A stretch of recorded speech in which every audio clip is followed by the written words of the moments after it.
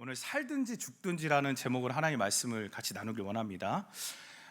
제가 어렸을 때 그 할아버지 책상에 보면 그 책꽂이에 꼭 꽂혀 있었던 그 책 하나가 있었습니다. 그게 무슨 책이었냐면 그 현대그룹을 세우신 정주영 회장 있죠. 그 회장의 시련은 있어도 실패는 없다라는 책이었습니다. 그 분의 인생을 말할 때 사람들은 다 뭐 별일 없이 성공했구나 그렇게 말할 수 있지만 그분의 인생도 보니까 계속된 시련이 있었고 실패가 있었다라는 겁니다. 그러나 그런 시련 속에서도 그는 굴하지 않고 실패를 성공의 어머니로 삼으면서 걸어온 자신의 삶에 대해서 감사를 표현했습니다. 우리의 인생을 돌아보면 쉬운 길이 하나도 없습니다. 그렇죠? 편안해 보여도 저 사람 정말 내가 저렇게 살았으면 좋겠다. 저 사람은 아무 문제도 없이 살아가네. 자식들이 보니까 속도 안 썩이고 다 사회적으로 성공하고 부럽다. 그렇죠? 근데요, 문제 없겠지, 시험 없기 생각하지만 과연 그럴까요? 그렇지 않다라는 것이에요. 사실 시험 없는 인생이었고 인생 살아날 때 정말 마치 이 20고개를 넘는 것처럼 그냥 넘어가는 법이 없어요. 계속해서 그런 시련과 또 실패는 쓰나미처럼 밀려옵니다. 자, 그럼에도 불구하고 우리가 소망이 있는 것은요, 여전히 우리 하나님 살아계시고요, 이 모든 것을 다스리시고 하나님께서 역사하시기 때문인 줄로 믿으시길 바랍니다. 오늘 본문 12장 1절에서 3절 말씀을 보겠습니다. 그때에 헤롯 왕이 손을 들어 교회 중에서 몇 사람을 해하려 하여 요한의 형제 야고보를 칼로 죽이니 유대인들이 이 일을 기뻐하는 것을 보고 베드로도 잡으려 할새 때는 무교절 기간이라. 아멘. 여러분, 여기 말씀 1절에 보면요, 그때에라고 말씀하고 있어요. 그때라는 것은 언제냐? 이제 교회가 막 시작되고 세워지고 성장하고 확산이 되던 그런 때입니다. 여러분, 어떤 이야기든지 그 이야기 스토리를 보면요, 거기에는 기승전결이라는 게 있어요. 시작하고 성장하고 그리고 전혀 생각지 않았던 반전이 일어납니다. 근데 그러다 보면 또 전혀 예상치 못했던 많은 일들이 또 일어나게 되어져요. 오늘 본문 12장은 이 기승전결에서 결로 나가기 전에 전혀 예상치 못했던 또 하나의 큰 시험을 맞이하는 장면이 등장하고 있는 본문입니다. 우리가 지난 시간에 앞장 11장까지 보면은 정말 많은 어려움을 겪는 그런 교회의 모습들을 볼 수가 있었습니다. 자, 그럼에도 교회가 벌써 안디옥까지 세워지는 놀라운 은혜가 있었다라는 거예요. 그리고 여러분, 11장의 마지막 부분에서 보니까 기억이 나시면 좋겠는데요, 큰 흉년이 들었다라고 그 예언이 되어져 있었어요. 그래서 오히려 성계조에 있었던 안디옥 교회가 모교회였던 예루살렘 교회를 돕기 위해서 바나바와 바울이 예루살렘 교회로 다시 가게 되어지는 그런 장면을 우리가 볼 수 있었습니다. 그렇게 바나바와 바울이 예루살렘 교회에 도착했을 때 바로 그때에 핍박과 박해의 피바람이 교회에 불기 시작했다라는 것입니다. 그래서 다시 여러분 1절 말씀 보시면 그때에 어떤 일이 있었습니까? 헤롯 왕이 손을 들어 교회 중 몇 사람을 해하려 하여 그랬습니다. 여기 헤롯 왕이 등장을 하고 있어요.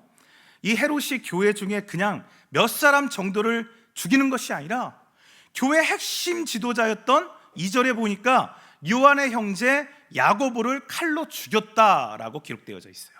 야고보를 칼로 죽이게 됩니다.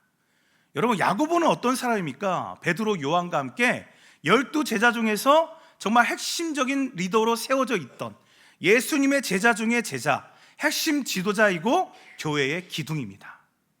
그런 야고보를 헤롯 왕이 칼로 죽인 거예요. 여러분, 여기 헤롯 왕이 이렇게 특별히 지도자를 핍박하고 박해하고 죽이게 한 그 이유가 뭘까요? 여러분, 그것은요, 굉장히 정치적인 이유였어요. 바로 야고보를 칼로 죽이니까요, 당시 유대 사람들이 이 일에 대해서 어떻게 반응한 줄 아십니까? 이 일에 대해서 3절 말씀을 보세요. 3절 말씀을 보시면 거기에 유대 사람들이요, 기뻐하고 있어요. 야고보를 죽였으니까, 야고보를 죽이니까. 왜냐? 여러분, 유대인들이 어떤 사람입니까? 당시의 기득권을 가지고 있던 자들이에요. 교권을 가진 자들이고 교회를 대적하는 사람들입니다. 그래서 교회가 성장하고 부흥하는 것을 누구보다도 싫어했죠. 그래서 교회를 어떻게 하면 없앨 수 있을까?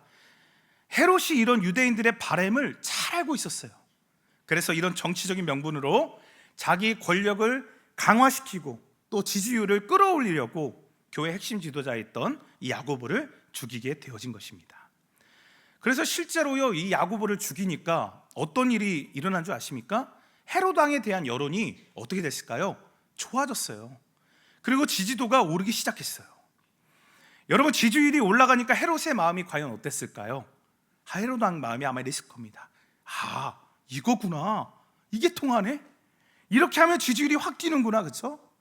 그래서 헤롯이 어떻게 되냐, 더욱 막 나갑니다.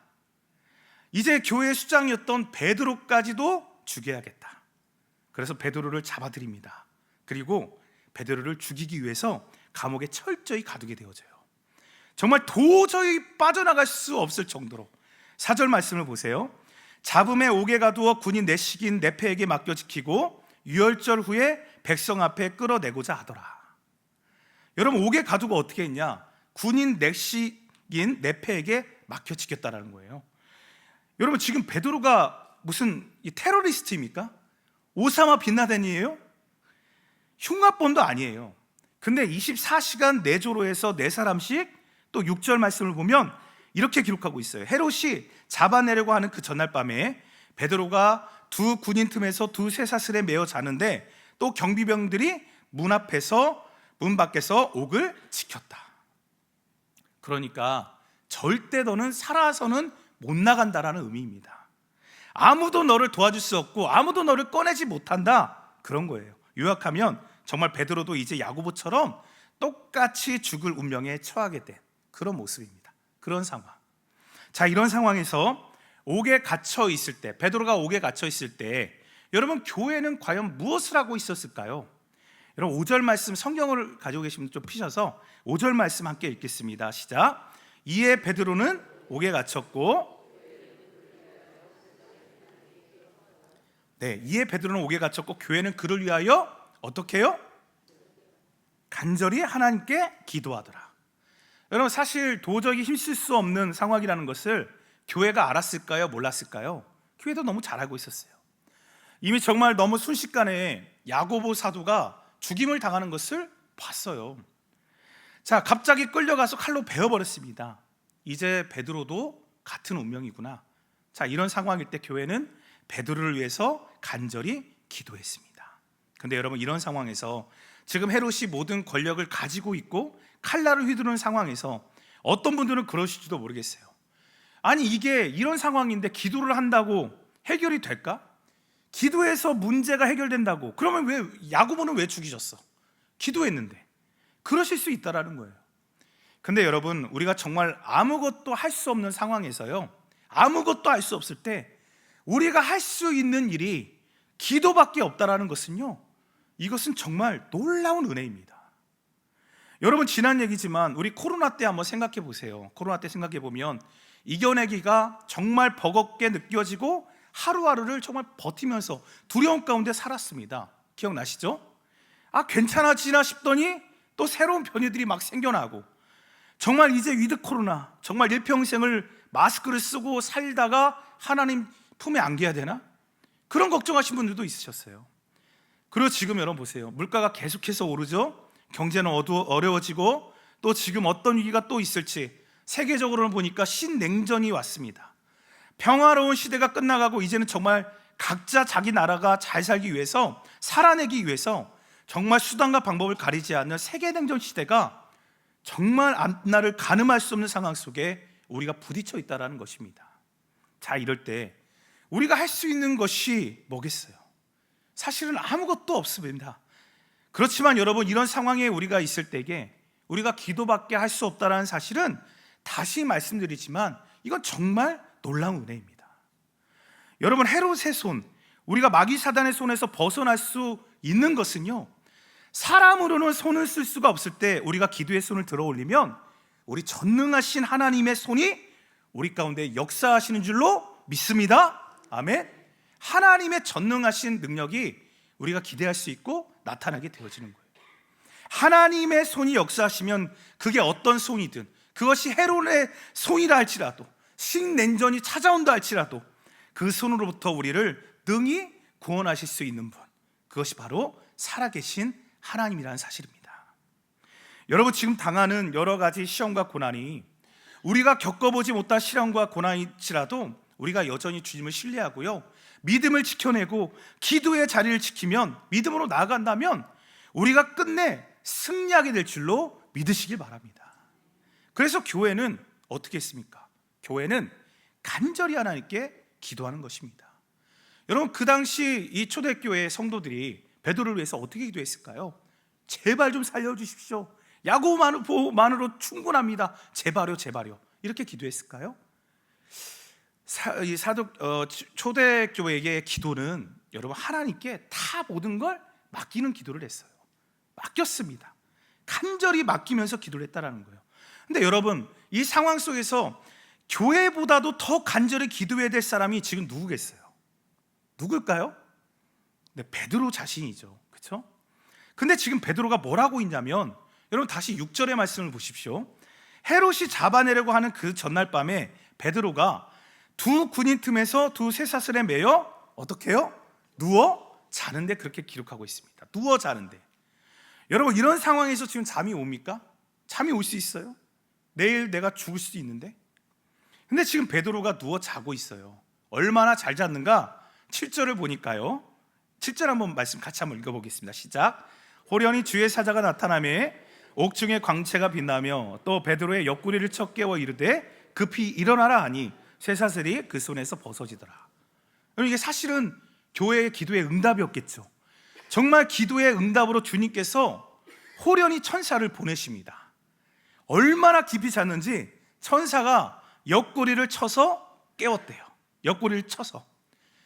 여러분, 제 아들, 딸이요, 아침에 잘 일어날까요? 잘 안 일어날까요? 정말 안 일어납니다. 학교 유치원 등원시키느라 저는 정말 바쁘거든요. 빨리 나와야 되니까. 그래서 내가 한번 해봐야겠다. 제가 이 말씀 묵상하다가 이 구절을 보고 엊그제, 그리고 어제, 그리고 오늘 아침에도, 우리 와이프 때 자고 있었던 것 같은데 못 봤을 거지만, 제가 오늘 아침에도요 한번 해봤어요. 일단 말로 했죠. 일어나라, 하준아, 유나야, 기상 일어나 그랬어요. 일어났을까요? 역시 안 일어나요. 그래서 제가 어떻게 했냐면 옆구리를 탁 쳤어요. 탁 치고 간지럼까지 피웠어요. 그랬더니 세상에 진짜 바로 반응이 오더라고요. 효과가 직방이에요. 제가 이 말씀을 묵상하다가 정말 하나를 알게 됐어요. 왜 아빠가 왜 3일 동안이나 이렇게 옆구리를 치고 간지럼 피울까? 아이들은 모르겠지만, 심지어 저희 와이프한테도 얘기하지 않았는데, 네, 정말 효과가 있어요. 여튼 그렇게 잘 자고 있었다라는 거예요. 근데 생각해 보면 베드로가 지금 이 죽음의 위기 속에서 이렇게 태평할 수 있을까?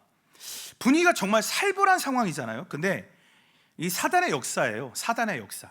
이 어마어마한 사단 역사입니다. 근데 이런 무시무시한 상황 속에서 베드로가 잠을 잘 수 있었다라는 것은 무엇 때문이었을까? 바로 베드로 안에는 다시 산다, 바로 내가 죽어도 천국에 간다라는 그 부활의 신앙이 있었다라는 것입니다. 부활 신앙. 지금 죽어도 나는 주님 앞에 갈 수 있다라는 믿음, 내가 죽어도 주님 앞에 설 수 있다라는 그 확고한 믿음 때문에, 그리고 또 하나, 죽고 사는 일이 사람 손에, 내 손에 달린 것이 아니라 우리 주님 손에 있다라는 것을 베드로가 믿고 있었어요. 그렇기 때문에 그 확신 속에서 베드로는요 평안하게 잠들 수 있었다라는 거예요. 여러분, 부활에 대한 확신을 갖고 사십니까? 나는 죽어도 천국이다라는 이런 신앙을 갖고 사세요? 여러분, 부활에 대한 확고한 신앙을 가지시기를 축복합니다. 이것이 바로 부활의 능력이에요. 난 다시 산다.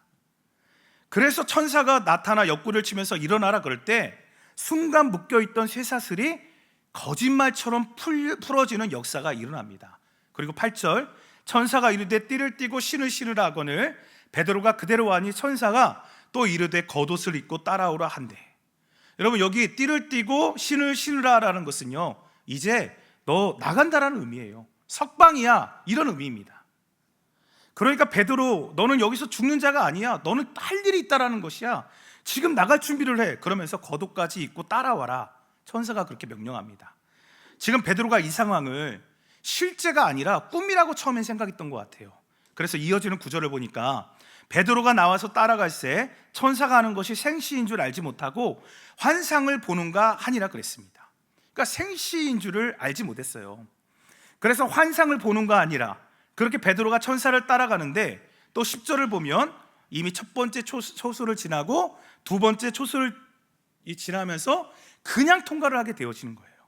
그리고 나가서 쇠문, 사실 쇠문도요 여러분 꽁꽁 싸매어서 굳게 잠겨 있는 상태였습니다. 근데 이 쇠문도 어떻게 되었습니까? 마치 자동문이 열리는 것처럼 저절로 열리게 되어졌어요. 그리고 나와서 한 거리를 지나, 그러니까 한 블록을 지나 안전지대에 왔을 때 천사가 곧 떠나더라. 아멘. 여러분, 지금 이 상황을 우리가 성경이니까 이렇게 좀 진지하게 보고 있죠. 만약 성경이 아니라 어떤 다른 책이나 영화로 이걸 본다면요, 야 진짜 소설 썼네, 말도 안 된다, 천사가 온다고 이런 일이 일어날까? 그 정도로 이게 참 믿기 어려운 일들입니다. 근데 여러분, 이 이야기는요 실제 일어난 놀라운 구원의 역사입니다. 자, 그리고 나서 11절에 보니까 그때서야 베드로가 정신이 번쩍 들었어요. 아, 실제구나, 이게 환상이 아니고. 그래서 그 사실을 알고는 또 이렇게 고백을 하죠. 11절 말씀이에요. 이에 베드로가 정신이 들어 이르되 내가 이제야 참으로 주께서 그의 천사를 보내어 나를 헤롯의 손과 유대 백성의 모든 기대에서 벗어나게 하신 줄 알겠노라 그랬습니다. 알겠노라. 여러분, 여기 이제야 참으로 주께서 그의 천사를 보내어 나를 헤롯의 손과 유대 백성의 모든 기대에서 벗어나게 하신 줄 알겠노라, 이렇게 말씀하고 있죠. 헤롯의 손, 유다 백성의 모든 기대. 여러분, 헤롯과 유다 사람들이 기대한 게 뭐였겠어요? 그게 뭐였어요? 그들이 어떤 자들입니까? 아까 말씀드렸지만 교회를 싫어하는 자들, 교회가 없어지기를 바라는 자들이, 그들이 기대하고 있었다는 것은 바로 베드로를 죽이는 거였어요. 그러한 나를 벗어나게 하셨구나라는 것을 이 베드로가 이 기대를 완전히 그냥 다 잊혀지게 만들어버리고 하나님의 뜻을 알게 되었다는 것입니다. 이렇게 베드로가 주님이 자기를 구원한 것이 자기가 더 사랑받는 자 때문이 아니라 남은 사명이 있기 때문에 하나님은 나를 구원하셨다는 것을 알게 되었다는 것입니다. 그래서 그가 제일 먼저 정신을 번쩍 차리고 찾아간 곳이 또 어디냐? 여러분, 자기 부인을 찾아가거나 자기 가족을 찾아가지 않았어요. 어디로 갔습니까? 바로 교회를 찾아가게 돼요. 그래서 12절 말씀 보시면 깨닫고 마가라는 요한의 어머니 마리아의 집에 가니 여러 사람이 거기에 모여 기도하고 있더라 말씀하고 있어요. 마가라 하는 요한의 어머니 마리아의 집, 여기가 어디입니까? 바로 마가의 다락방이죠. 잘 아시는 것처럼 이곳은 초대교회가 시작됐던 곳입니다. 그리고 오순절 성령이 강림했던 장소예요. 베드로가 이곳을 찾아갔어요. 여러분, 그래서 우리가 가장 기쁠 때나 슬플 때나 가장 먼저 달려가서 기뻐하고 또 감사히 하고 함께 나눠야 될 곳이 어디냐? 바로 주님의 몸된 교회인 줄로 믿습니다. 교회가 그런 곳이 되어야 돼요. 사실 가족이라고 나를 다 공감해 주고요, 친구라고 해서 나를 공감해 주지 않더라고요. 형제라고 해서 다 공감해 주지 않는 거예요. 정말 주 안에서 기쁜 일, 정말 주 안에서 함께 우려야 될 일들을 보니까요, 바로 믿음의 형제들이 그렇게 나를 반겨주고 함께 기뻐해주고 함께 슬퍼해주고 함께 공감을 해주더라고요. 그래서 무슨 일이 나든지 내가 달려갈 공동체, 교회 공동체가 있는 사람은 진짜 이 땅에서 진짜 복 있는 사람입니다. 아멘이시죠? 우리 성도님들 어떤 기도에 응답이 받고 가정에 기쁜 일이 있을 때 여러분 어때요? 공동체 믿음의 사람에게 제일 먼저 알리고 전화도 하시고 찾아가시죠? 그리고 교제 나누지 않습니까? 교제 나누시죠? 여러분? 그렇죠? 뭐 누구 험담할 때, 누가 안 된 일 생길 때, 정말 폭삭 망했을 때 여러분 막 모이십니까? 그거 아니잖아요. 저도 생각해 보면 살가면서 어떤 열매를 보게 되고 또 기도 응답을 받게 되고 또 새신자가 등록했을 때 가장 생각나고 이런 기쁨을 전하고 나누고 싶은 분들을 보니까 함께 이 길을 가는 진짜 동역자들이더라고요. 동역자들. 그래서 제일 먼저 달려가서 기쁜 소식, 슬픈 일을 함께 나눌 수 있는 내 믿음의 공동체가 있는 사람은 세상에서 어떤 시련이 와도 어떤 박해와 핍박이 온다 할지라도 넉넉히 감당할 수 있는 거예요. 제 간절한 기대와 소망, 그리고 기도 제목도 진짜 그런 공동체를 좀 세우고 싶어요. 기도하고 있어요. 베드로가 그런 교회 공동체를 찾아갔어요. 보니까 성도들이 어떻게 하고 있었습니까? 성도들이 여전히 베드로를 위해서 기도를 하고 있는 겁니다. 그리고 베드로가 문을 두드립니다. 자, 여러분, 그때가 언제였습니까? 한밤중이었다라는 것이에요. 여러분, 대낮도 아니고 한밤중에 문을 두드리는 소리가 나면 여러분, 당시 기도하고 있던 성도들 마음이 어떻겠어요? 굉장히 불안하고 두려울 수 있는 것이죠. 야, 우리 지금 다 잡으러 왔나 보다. 근데요, 이런 살벌한 분위기 속에서 거기 모인 성도가 흩어지거나 기도를 멈추지 않습니다. 그래, 이제 내 차례가 되었구나, 나도 체포될 때가 되었구나, 내 차례인가 보다. 그래서 그렇게 기도를 계속해서 하고 있었고요. 그래서 로데라고 하는 여종 하나를 내보냅니다. 그리고 그 여종이 달려와서 하는 말을 보니까, 성도님들, 여기 보니까 지금 베드로가 지금 대문 앞에 서 있어요. 이렇게 말을 하는 거예요. 그랬더니 기도하던 사람들이 뭐라고 말했어요? 얘가 정신이 나갔구나, 얘가 미쳤구나. 그럴 만도 해요, 그죠? 근데 여종이 계속 그러는 겁니다. 정말 베드로 사도가 문 앞에 있다니까요?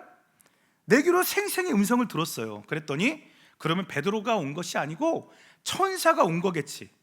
그랬더니 문을 열어보니까 어떤 일이 있었어요? 진짜 베드로가 문 앞에 있는 겁니다. 이게 깜짝 놀랐죠. 믿을 수 없는 일이 일어난 거예요. 여러분, 사실 우리가 신앙생활에 이런 비밀들, 이런 간증들이 있어야 됩니다. 정말 내가 중심으로 주를 신뢰하고 기도를 믿고 주님 앞에 나아가는 사람은요, 응답되어지는 체험이 있기 마련이에요. 하나님의 선하심을 맛보게 되는 겁니다. 여러분, 간증이 이게 잘못된 게 아니죠. 물론 나를 드러내고 내가 대단한 사람처럼 보이기 위해서 한다면 그건 교만이죠. 간증이 아니죠. 여러분, 간증하는 이유가 뭐예요? 바로 살아계신 하나님, 하나님께서 나를 통해 역사하신 것을 나누는 것, 하나님의 그 영광을 찬양하기 위해서 간증을 하는 거 아닙니까? 여러분, 제 인생도 보니까 그래요. 돌아보면요, 우리 인생 돌아보면요, 내가 구한 것보다 더 응답하시는 하나님이셨어요.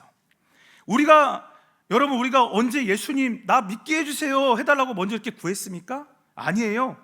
하나님 자녀 되게 해달라고 구한 적이 없어요. 값없는 주님 은혜로 우리가 구한 것보다 더 좋은 것을 언제나 놀랍게 역사하신 분이 바로 우리 하나님이십니다. 그래서 여러분, 두 마음을 품지 말고 의심하지 마시고 하나님을 우리가 신뢰하는 거예요. 왜요? 우리 하나님 살아계십니다. 여러분, 그래서 고난이라는 것은 우리 인생에서 따지고 보면 별로 큰 문제가 되지 않아요. 위기다, 큰일이다 그러지만 진짜 위기가 뭔지 아십니까? 진짜 위기는 생각해 보면, 여러분, 진짜 위기는 배가 부른 게 위기예요. 배가 부른 게.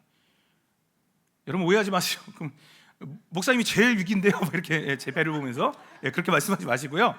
그런 뜻이 아니라, 위기는 지금 내가 배가 불러서 기도의 자리를 떠나는 게 진짜 위기라는 거예요.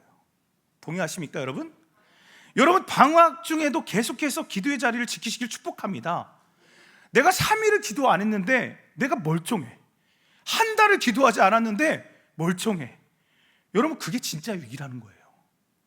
여러분, 정말 어렵고 힘들 때 주님 앞에 더 가까이 나아가서 주님을 온전히 신뢰하시고 주님 앞에 참된 예배를 드리시고 믿음의 사람으로 서 있으면, 여러분, 어떤 고난이 와도, 위기가 찾아와도, 핍박이 온다 할지라도 넉넉히 당당히 승리할 수 있는 줄로 믿으시길 바랍니다. 자, 그래서 마지막으로 17절에 베드로가 그들에게 조용히 간증을 해요. 뭐라고 간증을 합니까? 여러분, 17절 말씀 너무 귀한 말씀인데 같이 한번 읽어보겠습니다. 시작. 베드로가 그들에게 소지차여 조용하게 하고 주께서 자기를 이끌어 옥에서 나오게 하던 일을 말하고 또 야고보와 형제들에게 이 말을 전하라 하고 떠나 다른 곳으로 가니라 그랬습니다. 주께서 자기를 어떻게 이끌어 내셨는가, 이게 간증이죠. 왜 그런 간증을 했을까요? 자랑하려고요? 아니에요. 지금도 주님이 살아계신다, 지금도 굽어보고 계시고 이 모든 것을 다스리신 분이 바로 우리 주님이시다, 두려워하지 말아라. 그리고 정말 중요한 말씀이죠. 17절 하반절에 보면 나오게 하던 일을 말하고요, 나오게 하시던 일을 말하고 간증하고 떠나 다른 곳으로 어떻게 했습니까? 가니라 그랬어요. 다른 곳으로 가니라. 여러분, 베드로가 어디로 갔을까요? 피난처? 안전한 곳일까요? 베드로가 예루살렘 여기에만 목숨 거는 것이 주님의 뜻이 아니라는 것을 잘 알았어요. 자기를 살리신 뜻을 알았다는 거예요. 자기를 하나님이 건져낸 것은 이제 예루살렘을 벗어나고 이제 교회가 없는 곳, 아직 주님을 믿지 못하는 곳에 가서 한 사람이라도 더 복음 전하라. 그래서 하나님께서 다시 시간을 주신 줄로 믿고 다른 곳으로 가기 시작한 것입니다. 그래서 떠났어요. 여러분, 우리가 이렇게 살아있는 것은요, 이 땅에서 잘 먹고 잘 살기 위해 살아남아 있는 것이 아닙니다. 바로 우리에게 미션이 있어요. 아직 남은 과업이 있기에 우리 주님께서 저와 여러분들의 생명을 여전히 붙들고 계시고 연장시키고 계신 줄로 믿으시길 바랍니다. 그래서 베드로의 그 후의 발자취를 보면요, 베드로전서 1장 1절을 찾아보니까 이렇게 기록하고 있어요. 예수 그리스도의 사도 베드로는 본도, 갈라디아, 갑바도기아, 아시아와 비두니아에 흩어진 나그네. 그러니까 무슨 말입니까? 그리고 어디까지 갔습니까? 결국에는 이 베드로도 로마까지 가서 로마에서 순교를 하게 되어졌다는 것입니다. 여러분, 믿음으로 걷는 우리 걸음을 주님이 지켜보고 계시고요, 우리를 헛되이 하지 않으세요. 우리에게 주어진 시간들, 여러분 주님의 손을 붙드시길 축복합니다. 우리 같은 기도의 손은 절대 연약한 손이 아니에요. 우리가 기도의 손을 믿음으로 들 때 전능하신 주님의 손이 역사하는 줄로 믿습니다.